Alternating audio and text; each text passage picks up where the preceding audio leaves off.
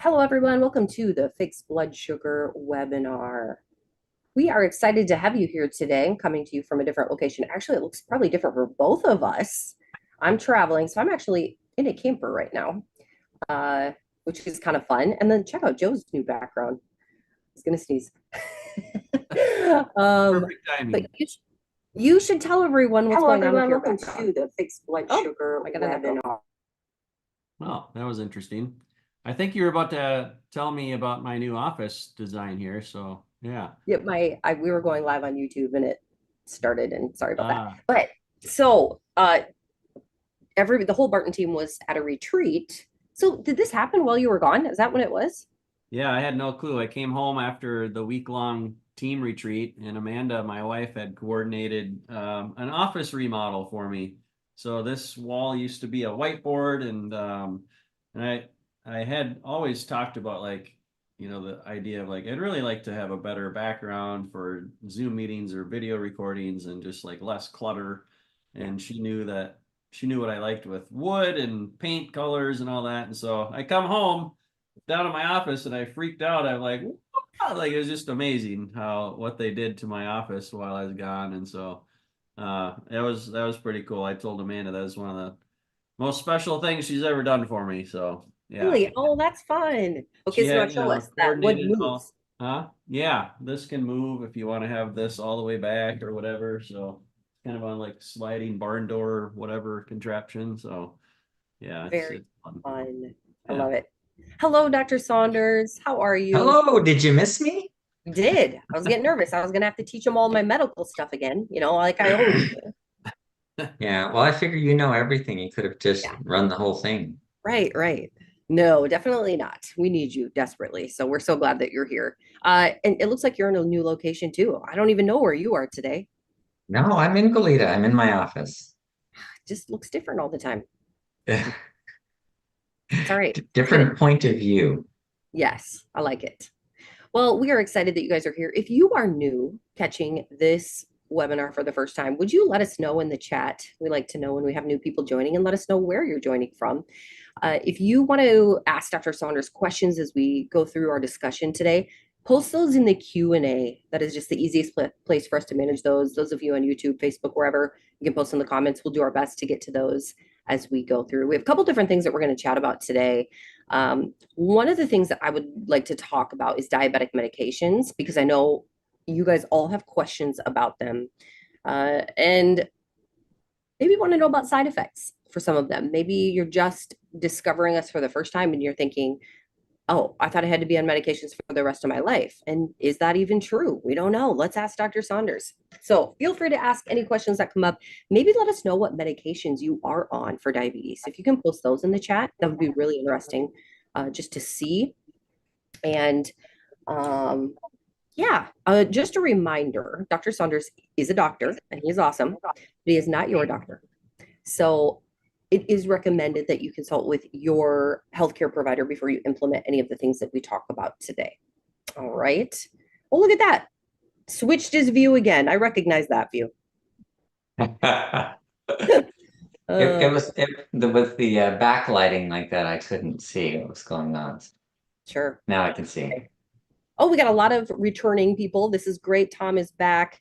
Alice, hello from Montana. I just had a friend say, "Hey, we need to go. We need to go to Montana in August." So I don't know. I don't know if that'll happen, but I would love to. Rose is here from Texas. Jeffrey, California. Julie is back. Terry, how are you? Bob, Don, and welcome to Independence from Blood Sugar Problems. I love that. I actually thought you were going to say something about Independence Day, and really, what a perfect little segue here. Independence from blood sugar problems. Don, how are you doing? Let us know how you're doing in your journey. I would love to hear how things are going for you. And I love that you said that. That's great. I gotta think about this. I'm gonna rename the title for this webinar, something about independence. So this is great. Let me see. Victoria, Julie, yes. Dr. Saunders is looking quite dapper. That's what Sonia said. I Yeah, love it. John full is here. time. First time from Paula. Welcome, Paula. We're excited to have you here. David is here from Colombia. Back again. Love it. Elliot says his berberine is arriving this week. which is awesome. We talked about that on one of our recent webinars. Just, I don't know, guys, berberine kind of feels like, do I dare say like this fountain of youth? Do we dare say that? I don't know. I haven't heard bad things about it yet. Have you heard anything bad about berberine, Dr. Saunders? No, no, I haven't. Every time I research it, it's like, oh, it's good for that. I was just doing some research for cancer. One of my patients has multiple myeloma. And so I look it up, multiple myeloma, berberine. And it's like, oh yeah, berberine helps multiple myeloma by cutting off the cancer stem cells that make the abnormal proteins. And I'm like, wow, it works for that too, you know? Of course it It's does. great. That's so if you don't know what we're talking about, check out any of our past webinars at bartonwebinar.com, but we'll probably talk about it again.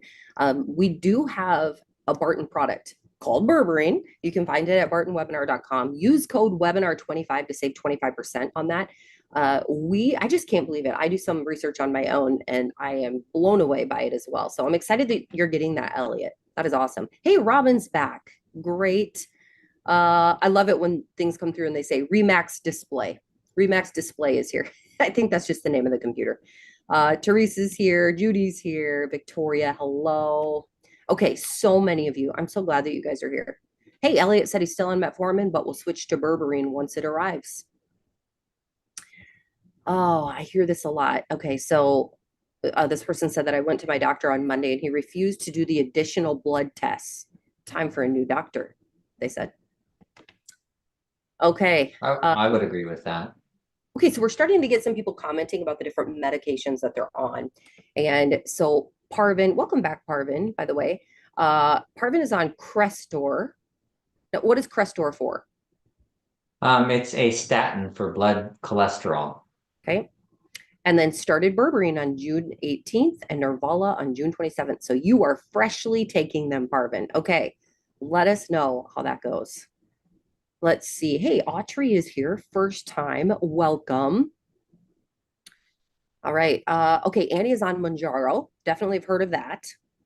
Let's see if we got some other people that mentioned what they are on. Oh, Lloyd, how are you?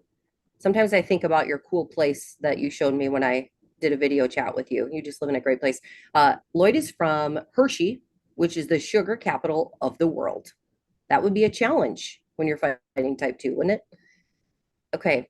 David is using metformin, but replacing it with berberine when I can get it. Okay. Teresa's here for the first time. Welcome. My doctor didn't even know what C-peptide was. That's from Judy. Wow. I'm sorry about that, Judy. That's interesting. And that is what Judy said too. She said interesting. Okay. John says A1C went from 7.1 to 8.6. And so the doctor put me on 1,500 milligrams of metformin and Ozempic.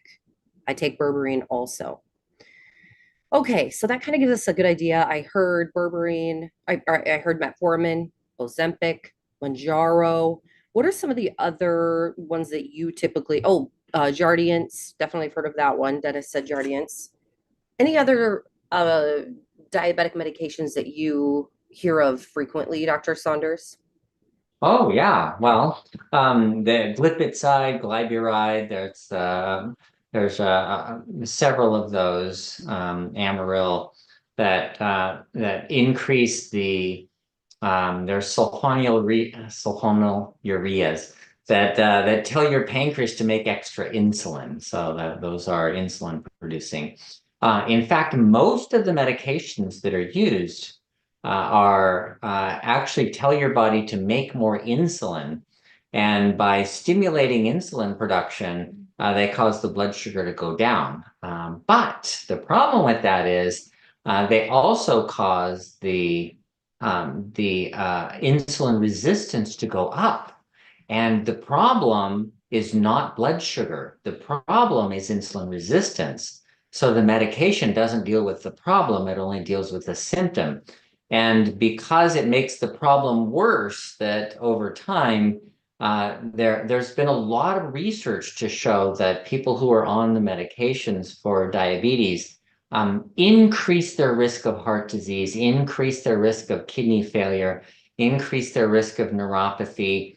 increase their risk of Alzheimer's disease because of the medications, which makes perfect sense because they're stimulating you to make more insulin. Most of them do that. The ones that cause the urinary loss of glucose don't do that. Those are the diuretics. And then Mounjaro works in a very different way. So now the injections that are being used, incretins, the GLP-1, the injections for glucagon-like peptide, incretin. Those actually they do stimulate the insulin to be produced more, so your blood sugar goes down, or they block the liver from making extra glucose. That's the other way they work. But when you look at it, none of these are long-term solutions. The Mounjaro, for example, does stimulate more insulin production, but it also paralyzes the stomach.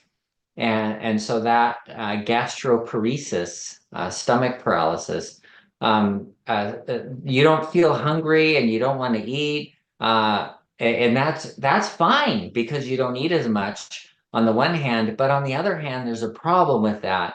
And that is your stomach doesn't empty very fast. And because it's not emptying as fast, some people have like permanent gastroparesis from it. I have one patient that has that from taking those injections. And the other thing that the gastroparesis can do is you don't make a hormone called ghrelin. Ghrelin is the hunger hormone. That's the one that makes you hungry. And so people they get ghrelin and they get hungry and they eat. But when they get the Mounjaro injections, then they don't get hungry and they don't eat. And so, yes, that's okay, but it's not a long-term solution because during the time that you're taking that, your stomach's not emptying, you're not making ghrelin, so you're not making growth hormone because ghrelin is the growth hormone releasing hormone. So now you're not repairing your body, you're not fixing the problem at all, and you end up with a long-term problem like not repairing and increasing insulin resistance. So none of those are good medications. All right. Maybe let us know also in the chat if you are noticing any side effects from some of your medications. I do get a lot of message from people talking about that, and I'd be curious to know what you're on and what your side effects are. I just want to give a shout out to Marie, who is on YouTube. This is her first time being live with us. Hello, we're glad that you're here. Actually, it's Elaine. Your name is Elaine. I see. But your YouTube name is different. So awesome. Okay. I want to dig into some of these questions that have come up. And let me just see here. Someone asked about another drug. Oh, boy. Oh, yeah. Janumet. Is that what it's called? Yeah. And that is what type of, what does that one do? That's a double medication. It's metformin with Januvia. So Januvia increases the insulin production, and metformin tells your body to use fat for energy instead of sugar. It kind of blocks the use of sugar for energy, which is why metformin is often used for anti-aging. It's used for cancer, and it works kind of like berberine. Berberine kind of does the same thing. Berberine's like the perfect supplement for our day because if 500 years ago, where you had feast and famine, where you had a lot of food and then none, a lot of food and none, and people, at least the peasants, never got type 2, right? Because they never had an excessive amount over a long period of time. But today, everybody can eat an excessive amount over a long period of time. And so something like metformin or berberine could be useful. So the Janumet is okay, but I take people off of it pretty quickly because you don't want to stimulate insulin production. You don't want insulin resistance. That's where the problem comes in. So the medications cause insulin resistance, and because of that, they're actually making the problem worse over time. So it's not a good solution. Okay, and Gary said, can you explain how insulin resistance starts and how exactly you reverse it? Is it not only eating carbs? Uh, and so, like you said, the medication can make you insulin resistant, but what if you're not on medication and you are insulin resistant? What does that mean? Okay, that's a great question. How does it start? So, like every other webinar we've done, we've talked about the basics of diabetes type 2. What is the basis? How does that start? That's your question. And the way it starts is you have too much. So the cells have a way of bringing sugar in, but your blood level of sugar has to stay the same all the time. It has to stay in this narrow range, because if you drop the blood sugar lower than that, then your brain that doesn't store any sugar is going to start going, whoa, I need some energy here, because the brain requires a constant supply of sugar. Your heart, same thing. The heart has to have a constant supply. You can't shut off that for a little while. You can't drop it low. So the blood level glucose has to stay the same all the time. You can't just have all of the cells, all your muscle cells, just randomly pulling sugar in, because then the blood sugar level would drop. And then your brain wouldn't work, and your heart wouldn't work, and your kidneys wouldn't work. And so you would have those issues. So there's a beautiful system for maintaining this level constant, and it's called insulin, and it's glucagon, and there's actually several other hormones that are involved in that. And what they do is they have this constant regulation. Oh, it's going a little up. Okay, then more insulin, and the insulin tells all the cells, bring more sugar in, and you can store some. And so most of your cells, your muscle cells, for example, store sugar in them. It's called glycogen. So they take the glucose molecules and they bind them together, and they make a starch called glycogen.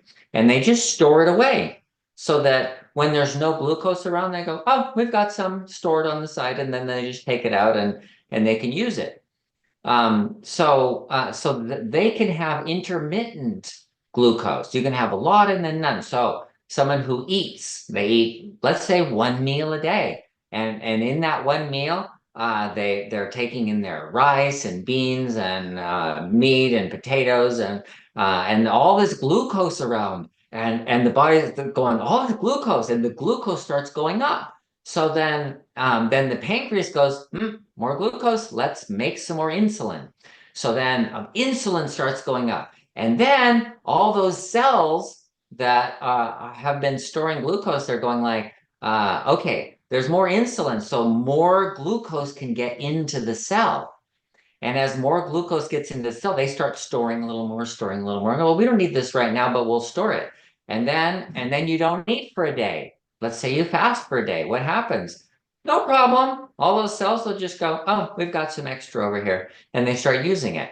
So they can keep a constant level of energy by having little and then none, and then a little and then having glucose and then none, and glucose and then none. So what happens if you never have none? What happens if the glucose is constant? So more is coming in, store it. Okay, more is coming in, store it. More is coming in, store it. And then those cells, they fill up with glucose. They're like jam-packed, full of glucose. And then the nucleus of the cell goes, whoa, we're done with this. And they stop making insulin receptors. So then you eat again, and you eat, and your glucose goes up, and your pancreas goes, let's make some more insulin, makes insulin. Insulin's wandering around the body, all over looking for insulin receptors. There's no insulin receptors. What happens? The glucose keeps going up, because there's no glucose going into cells anymore, so it keeps going up. And then the pancreas starts freaking out, going, oh my gosh, we got to have more insulin. So it starts pumping out insulin like crazy. So the insulin starts going up. But the insulin's wandering around. There's no insulin receptors. So you can't bring glucose into the cells, and the glucose just keeps going up and up and up and up. And that's how it starts, is just these cells fill up. They're full and they're done. And that's called insulin resistance. So if you know that, it really makes sense what to do about it, right? Number one, stop eating glucose. That's really simple, right? Because they're all full. You got tons and you don't need any more, right? You're toxic on it, essentially. And then the second thing is you got to use up all that glucose that's been in there. And that's where you exercise and use it up. And people fast for long periods of time. You can fast for a day, a week, a month. There was a guy that fasted for over a year. He lost 300 pounds and didn't eat anything, no calories, like 0-calorie diet. He drank tea and water and took a vitamin pill. That's it for over a year. And because he wanted to lose 300 pounds, and he did.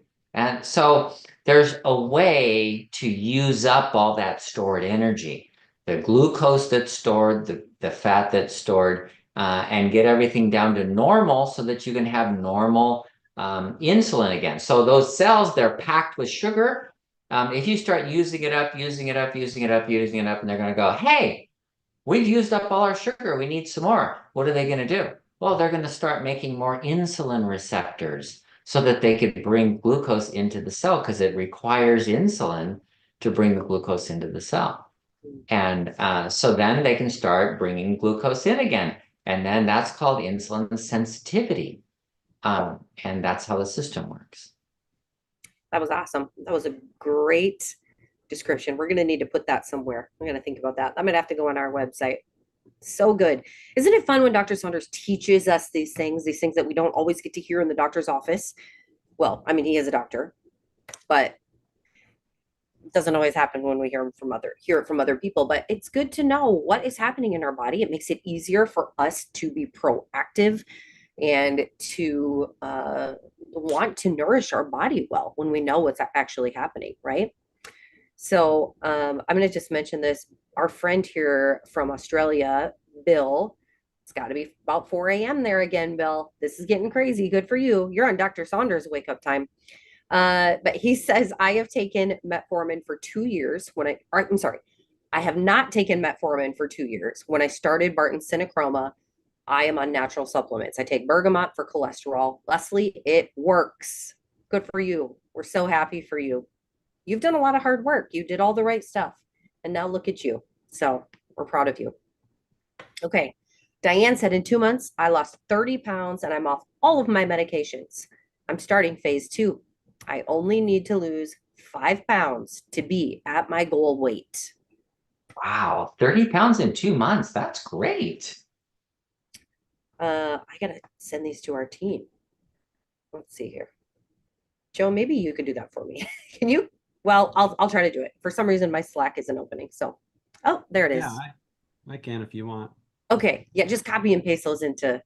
Sure. That'd be awesome. We like to let our team know about these things, guys, because it makes it really fun. We get to hear all these, but not everybody on the team gets to hear about all the awesome things that you guys are doing. So we want to make sure that they know. Okay. Let's see. Rose says, yesterday afternoon, my blood sugar was 80 and evening was 95. That's pretty good. That's pretty normal. Awesome. Good for you, Rose. Okay. Let me see here. I wanted to read something else. This is a good question from Jeffrey. Does Ozempic affect the brain in some way?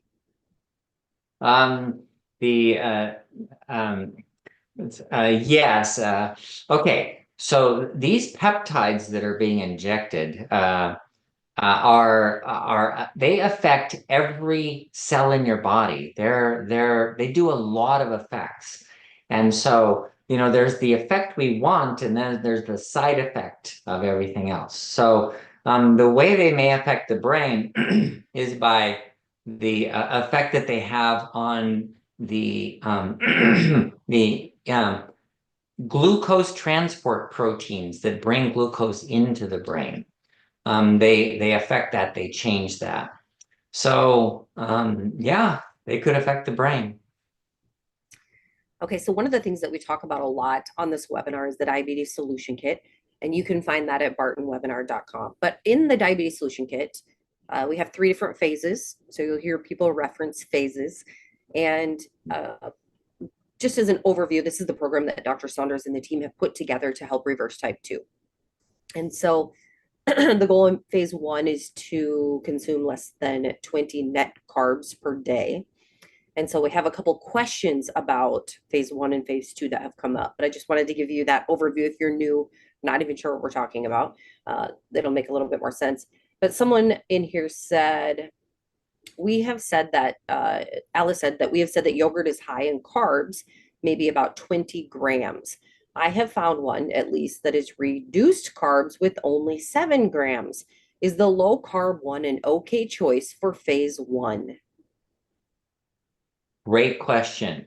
The answer is maybe. If you have a non-flavored yogurt and it's going to be relatively low in carbs, that's fine. The problem is when you get to the flavored yogurts. So if you have a flavored yogurt that has artificial sweetener and it's low carb, then that's not a good idea.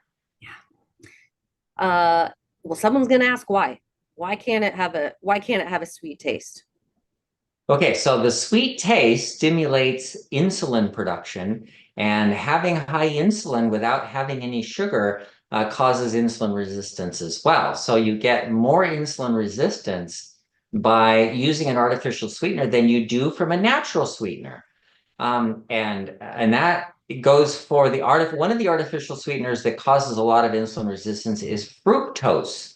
So we think fructose, because it's an ose, is a sugar, right? And it's super sweet. Actually, fructose is sweeter than glucose, which is the sugar that we use for energy. But fructose isn't used like glucose in the body. Fructose is used kind of more like a fat, the way it's has to be processed before it can be brought into the mitochondria and used for energy. So it's not glucose, and it can't be stored like glycogen, like we were talking about. So fructose is an artificial sweetener, even though it's like honey is 50% fructose, agave nectar is 50% fructose. Sugar, sucrose is 50% fructose.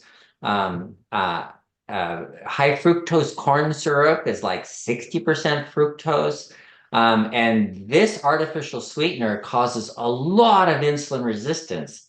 In fact, I would suspect that a person, like in their lifetime, if they ate potatoes and rice and corn and cereals and breads and all that kind of stuff, and avoided all forms of fructose, I'll bet they would never get diabetes.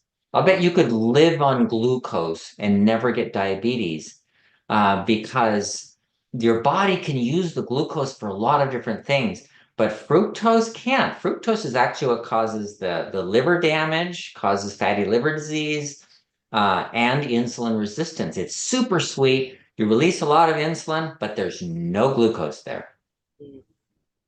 All right. Another question. Anonymous said that 40 grams of fiber per day is recommended. Is it necessary to consume equal amounts of soluble and insoluble fiber? No, actually, it's better to change it up and have different kinds of fiber through your diet. So some days you may have a whole bunch of insoluble fiber and no very little soluble fiber. Other days you'll have tons of soluble fiber and very little insoluble fiber. It's better to change it up. Okay. Bob says, started the program on May 22. Blood sugar was consistently 180 and weight was 220. Currently averaging 130 blood sugar and weight at 205. Now, this is just like a little bit over a month.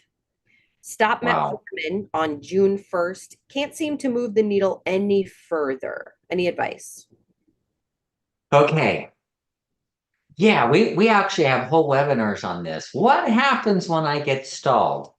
There's a lot of things to look at. One is artificial sweeteners. Another thing to look at is are you eating too much? Another thing is, are you eating too much fat? Another thing, are you eating too much protein? So those are the kinds of things to look for.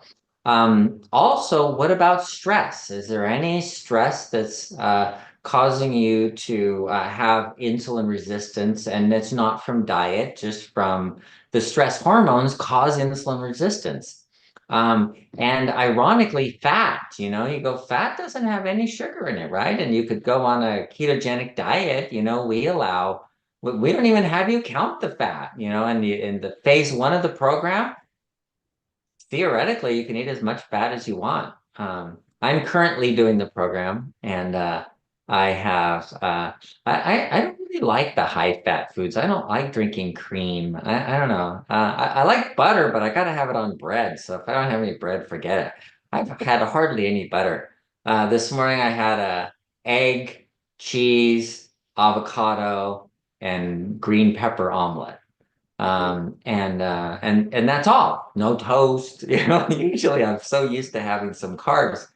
So I got rid of the carbs and I'm testing ketones and doing pretty well. So the things to look at are like for example, I'm eating peppers and jicama and things that do have carbs in them. And so you might look at carbs. You might find if you actually count the number of carbs that you're eating more than 20 a day. And then that would stall your progress too. Yeah. Yes, that's good stuff. Okay. Jan says, what is the best way to get rid of belly fat after losing 50 pounds? Okay, that's not just belly fat. If you've lost 50 pounds, then you probably have what's called a pannus. And what that means is like the skin, and the skin around the belly is kind of thick skin anyway. But what I meaning that the fat attached to it, the third layer has fat in it, has a little more. And then you've lost 50 pounds, you've lost a lot of belly fat and it hangs down. And that's more of it takes time. It takes time for that to shrink back down. Exercise can be helpful. Taking some supplements like glucosamine, chondroitin, MSM, vitamin C help you make the connective tissue so that you can get the elastin back in your skin and have it shrink down. And then depending on your age and depending on your collagen type and all that, sometimes it doesn't shrink down at all. And some people have plastic surgery and have it removed, the extra skin. Yeah. Okay. So we were talking about fasting earlier, and Julie said, I am still looking for someone who can support me in doing a 3-day water fast so I can do autophagy so I can reverse diabetes problem. I've talked to 3 people and a coach and 2 dietitians that specialize in diabetes condition, and I'm hoping they, unlike my 2 docs, will be on the same page with me. Well, and then Julie, what are you looking for as far as support for a 3-day water fast? Let us know. Yeah. And try a book, there's a really good book out called Fast Like a Girl. And she talks about specifically whether you want to do intermittent fasting, like have one meal a day kind of thing. And when in your cycle you want to fast kind of thing, the hormones will affect your fast. And that's a pretty good book for that. Beverly says, what about some nausea when you start berberine? So I had mentioned, did I say something about anything that berberine wasn't good for? I think we were talking about that. And so Beverly must be wondering about nausea, if that's common. That's a common side effect. Yes, it is. And it's not a long-term side effect. It goes away. So if you start berberine And nausea is not an easy thing to deal with. It's really nasty. And so if you can't tolerate nausea, just take a small dose and then work up to a larger dose, and then that'll go away pretty soon. All right. Let's see. Okay, Julie says, I got a list of practitioners from Very, the company who supplies my glucose monitor, from your link that I'm hoping will help and support me in doing the beneficial 3-day fast. Okay, great. All right, moving on here. David said, can you explain why you don't want us to use any alcohol? Every time I use it in moderation, my blood sugar stays the same or goes down. That's so funny. Yesterday, I had a patient, and he has a continuous glucose monitor, and he was saying, it's really surprising what makes it go up and what makes it go down. And I'm trying to remember what he ate. He ate something. I think it was like French fries or something, and his blood sugar like went way high. Up over 200. It was way up there. And then vodka consistently makes it go down. And so we looked up why. And this was just yesterday. This is really interesting. So yeah, the alcohol can make it go down, but at the expense of the liver. So what it does is it shuts down the glycolysis in the liver, which glycolysis is the ability for the liver to get glucose out into the blood. So because it shuts down the glycolysis, then you can't make more sugar out of your liver, and so your blood sugar will go down, and that just changes the balance. But it doesn't help insulin resistance at all. So it's the insulin resistance and not the blood sugar that's the issue. It's just a lot easier to measure blood sugar, glucose, than it is to measure insulin all the time. Mm. And not to mention, I think the effects of alcohol on sleep and some of that can really impact your blood sugar numbers too. Boy, a poor night Yeah. of sleep really hurts. Yeah. All right. And again, it seems like everybody's a little bit different too. So, okay, Joanna says, stop metformin in February and started synochroma. Blood sugar down. Sometimes I run 145. Is it okay to take 2 synochroma twice a day? No, that would be overdue. We formulated synochroma to be enough. And so one a day is enough. People who want an extra amount, so for example, if you just look at the vitamin D in synochroma, it's 5,000 units, and that's enough.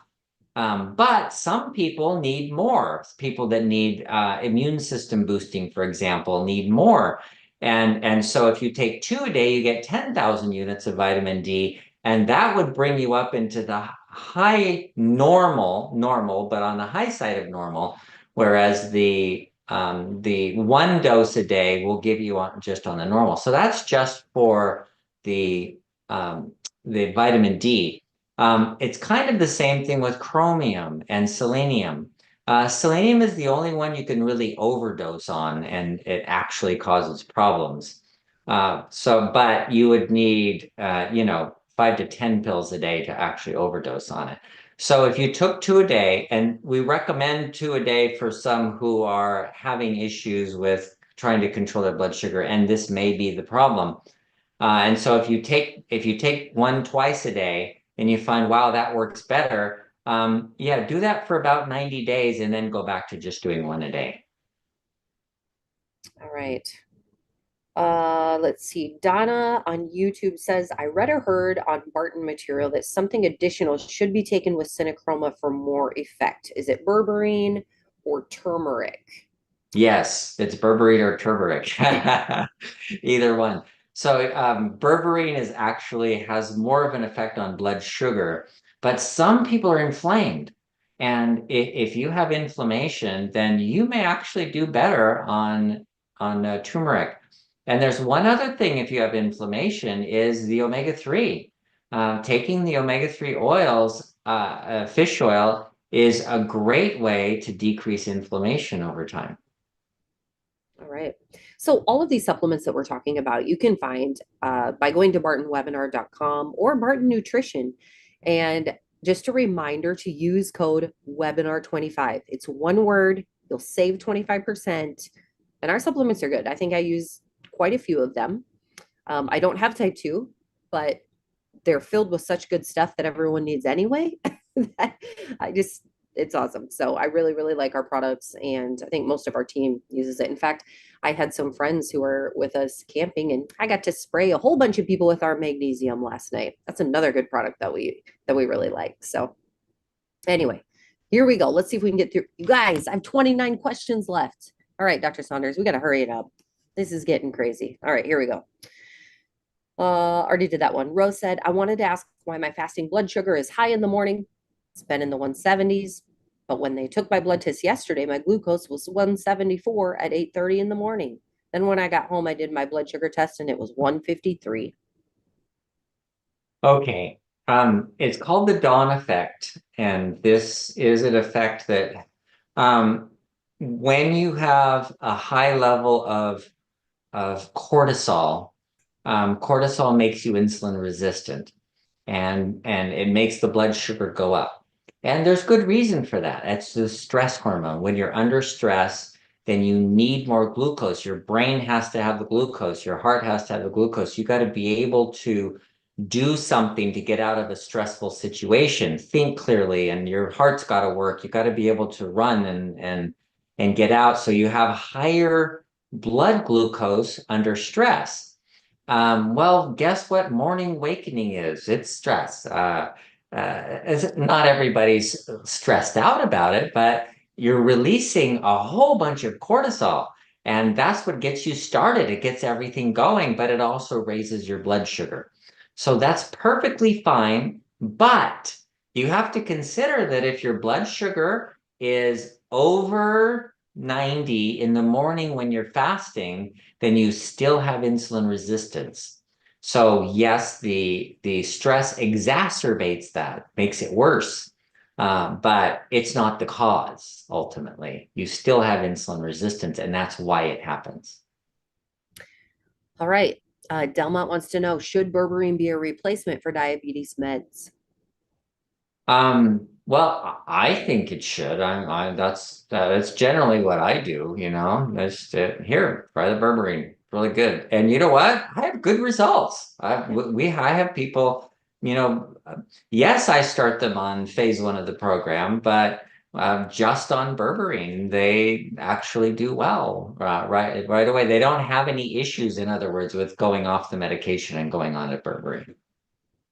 Okay, so I just saw, I think there were a couple different questions that came through about what to eat on a low carb diet. And there are so many options. If you have the diabetes solution kit, we put a lot of recipes in there. I was just thinking yesterday, we went out to this little restaurant on a lake, and I basically had ceviche, which reminds me of Dr. Saunders because his ceviche recipe is in the diabetes solution kit, but it had ahi tuna and it was so good. It was so good. But someone said, I don't eat eggs, and the 7-day meal plan contains eggs, which I cannot eat. What should I do? You mix it up with whatever you want. You can change this to however you want to do it. You know, if you eat meat, you can replace that with anything. I think sometimes I fall a victim to that mindset that it has to be breakfast foods in the morning. You don't have to eat breakfast foods in the morning. You can eat your leftover meal that you had in the evening if you want. Or I don't know. Any other thoughts, Dr. Saunders? Yeah, you know, I run across that too. Okay, so what am I going to do for meals? It was great going through the store for the first time because I just started this last week.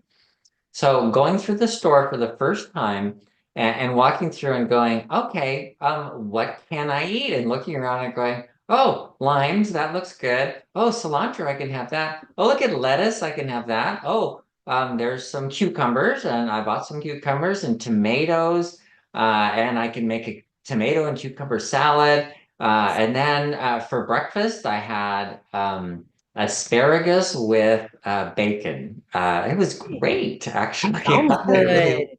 I really liked it.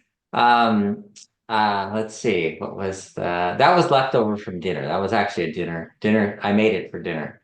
Um, And then but this morning I had the egg, omelet. But you don't have to have eggs, there's all kinds of things you can do. And you don't have to actually eat meat either. It doesn't have to be a high protein diet specifically. Um, but it's really hard. I think it's really hard to do the vegan ketogenic diet. I think that's a tough one. But I've seen it, but I've never tried it. I would recommend just going. This is what I do even if I kind of get in a recipe rut, I call it. I just go to Google and I might type in low carb recipes. And maybe I don't want dairy, or maybe I don't want, whatever. And you can just Google that. You will get so many options. I would highly recommend doing that. Um, if you're not finding what you want in the diabetes solution kit. But there's so many good things online. Luckily, a lot of people are doing low carb diets right now. So Yeah. you'll find good stuff.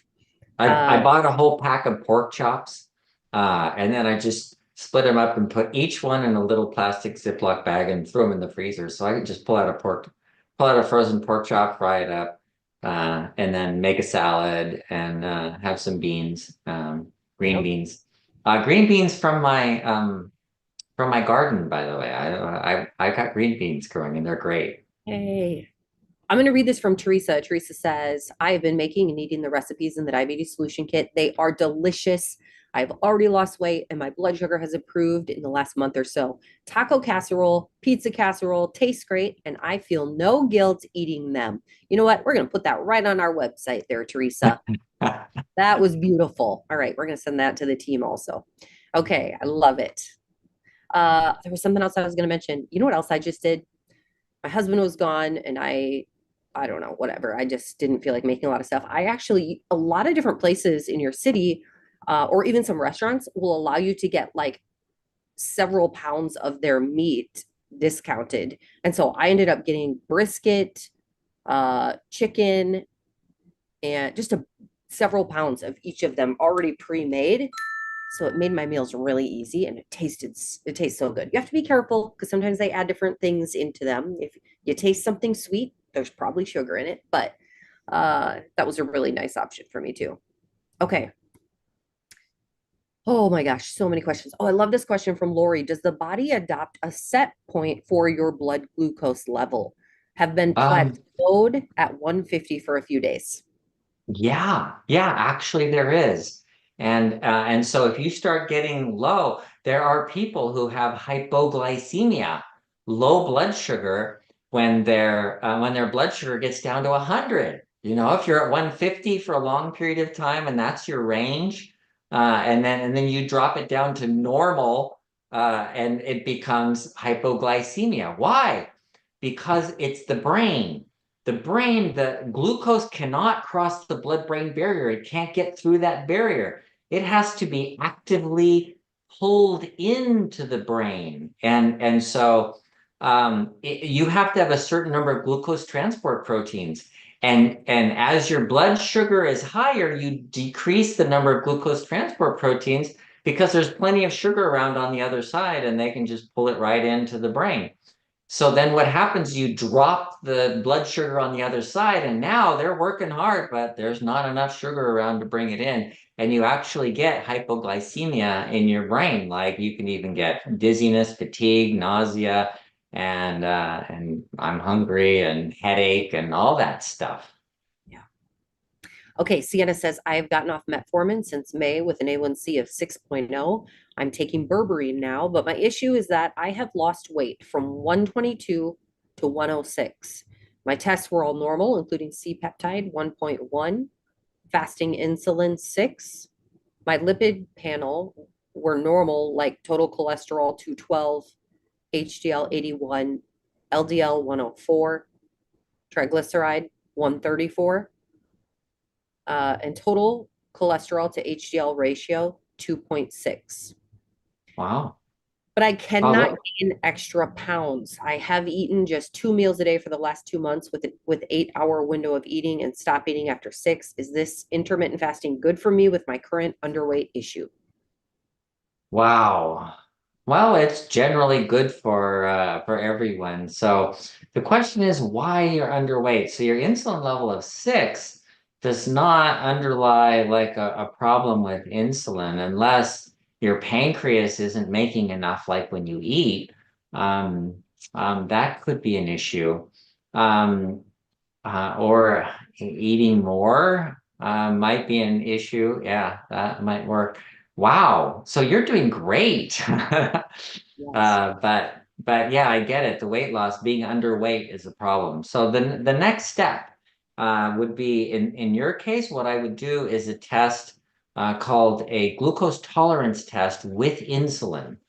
So you do a fasting test that measures glucose and insulin, and then you drink a glucose solution, and then you do every hour you do glucose, insulin, glucose, insulin, glucose, insulin for 3 hours. And that tells you how your response is, your insulin response.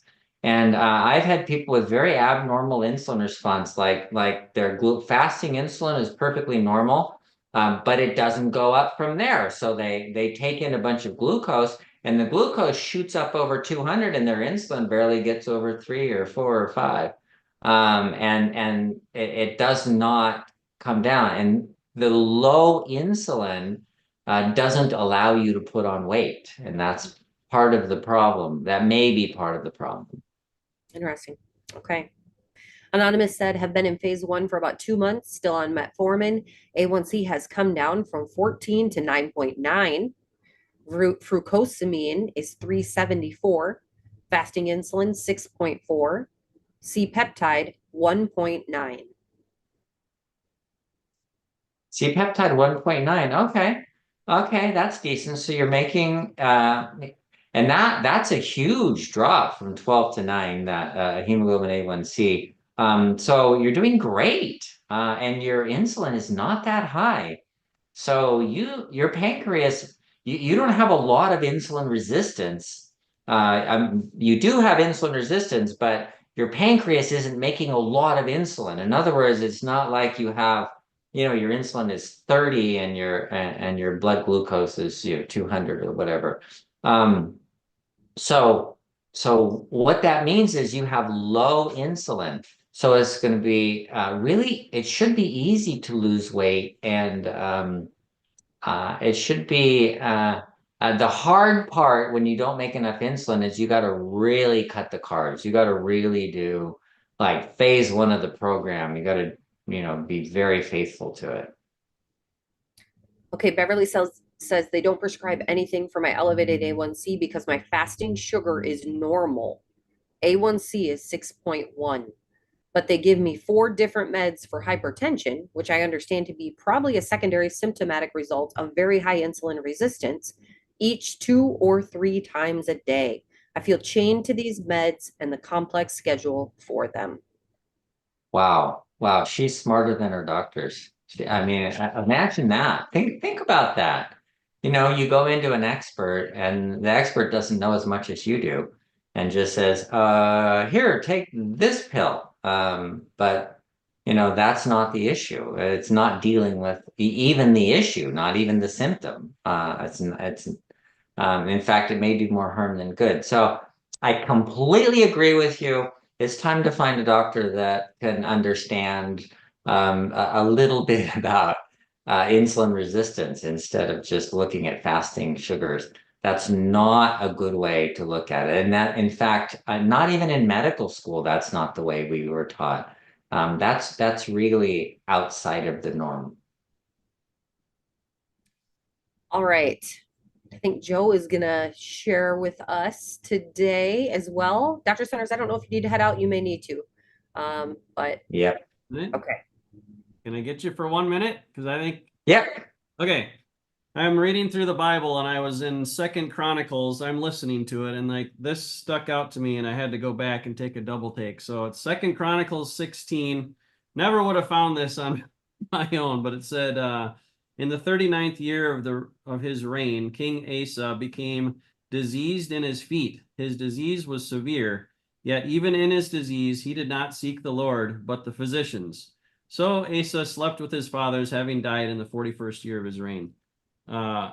I was blown away by that. It's like, first of all, he had a disease of the foot. Very well could have been diabetes related. I mean, they didn't ever say the word diabetes in the Bible. But I just thought it was really insightful and important that so King Asa, I believe, was like a good king. Like he believed in God, but at the time of his disease and sickness, it says he didn't go to God, he went straight to the physicians, and then he died. And I Mm, just like, what is the lesson there? It's like when we're suffering, when we're going through disease or sickness or illness or anything, it's like physicians are important, but go to God first because God created us and he knows what's best. And so it's even if it's just like a prayer that you just put out there and like, Lord, I need help. Will you please guide me and give me wisdom and direction and connect me with the proper people or resources I need? And oftentimes it's going to be like, I've seen so many testimonials of like, man, I had this problem. I prayed about it and somehow I found you guys, and like oftentimes that's one way that God does it or brings you to someone like Dr. Saunders that can help. And maybe it's even just a traditional doctor, but like the important part is just like not forgetting the faith component, like the going to God outside of ourselves and like saying like I need help. And it's the doctors might have great advice, but you need both. yeah.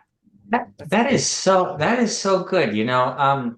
When his ancestor King Ahab was sick, and Isaiah said, "Go tell him he's going to die," and he prayed to the Lord and said, "Hey, wait a minute. I'm the one that took out all the idol worshippers and everything. Can you spare my life?" And the Lord said, "Okay, I'm going to spare your life. You get, I forgot what it was, 10 more years or something like that." So going to the Lord first, I think is the key. It's not that you don't need a physician, it's that the Lord will guide you to the person that you need or the method or whatever you need to fix that. Yeah. So I thought that was really good, and it might be very applicable to diabetes specifically for this. I So think so. I think so. It's entirely possible because it's both of his feet. He probably had neuropathy. He probably got an infection in his foot, and it probably got into the bone, osteomyelitis. And rather than today, we do amputations to save your life. And that's literally why people get amputations because it's in the bone. The infection's not going to go away, and it's going to kill you. And so they do an amputation. And in his case, he went to the physicians, and they obviously whatever they had available didn't help him. yeah. All right. That was it for me. Thank you, All Dr. right. Sarah. Thank you, Leslie. It's amazing Yes, as thank you always. guys. It's a Yeah. good way to end. I Yeah. know there are a lot of questions left. Thank you, Dr. Have you Saunders. ever won? Um, a lot of questions left. I'm sorry we didn't get through all of those. Please come next week with your questions. Post them in the Q&A right away. We do our best to try to do them in order as much as we can. But if you could post them right away, that'll be very helpful. Again, I just posted the link to bartonwebinar.com. Use code webinar25 to save 25% on anything. And tell a friend about this webinar because I bet there are other people in your life who could really benefit from this information, from the teaching, and just having this community. So bartonwebinar.com, just direct them to that. Thank you, Joe. Happy 4th of July, everyone. Be safe out there and have fun. Yes, no